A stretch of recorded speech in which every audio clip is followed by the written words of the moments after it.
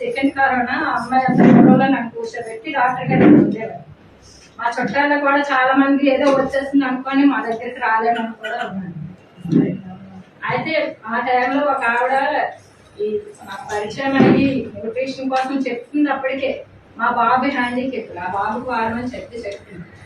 నేను అంటే ఆ బాబుకు వాడి అంటే మనలో ఒక ఈగో ఉంటుంది కదా, పెద్ద పెద్ద హాస్పిటల్కి వెళ్తే నయమవుతుంది కానీ ఏదో తాగేస్తే నయమైపోద్దా అని చెప్పేసి నాలో ఈగోలో ఉండేది.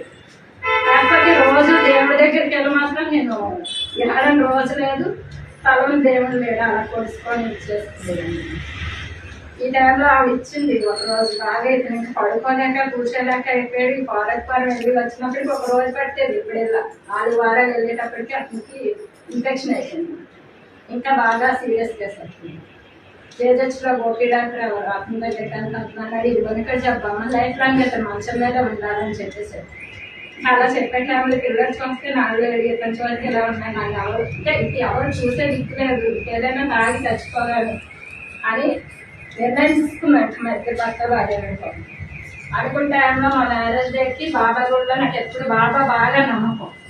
భోజనాలు పెట్టించుకొని అతను హారతి ఇచ్చినంత సేపు కూడా మా ఆయన నించలేకపోతే ఇంకా నాకు ఆ బాబా కంటే వెళ్ళి ఏడ్చుకున్నాను. తండ్రి ఈ గుళ్ళో నుంచి వెళ్ళే లోపు నాకు ఏదైనా దారి చూపిస్తావా, లేదా మేమిద్దరం పిల్లల్ని చంపేసి మేము చచ్చిపోవడం చెప్తే మాకు ఇంకే దారి లేదు అని చెప్పేసి. అయితే ఎప్పుడో నాకు మామూలుగా చెప్పే ఆవిడ ఆ రోజు అఫ్రెష్ కొంచెం సప్లిమెంట్స్ కూడా ఆవిడే తెచ్చిచ్చింది. ఆవిడే తెచ్చిస్తే ఆ రోజు అఫ్రెష్ తాగా సప్లిమెంట్స్ చేయగానే అతను పడుకున్నారండి.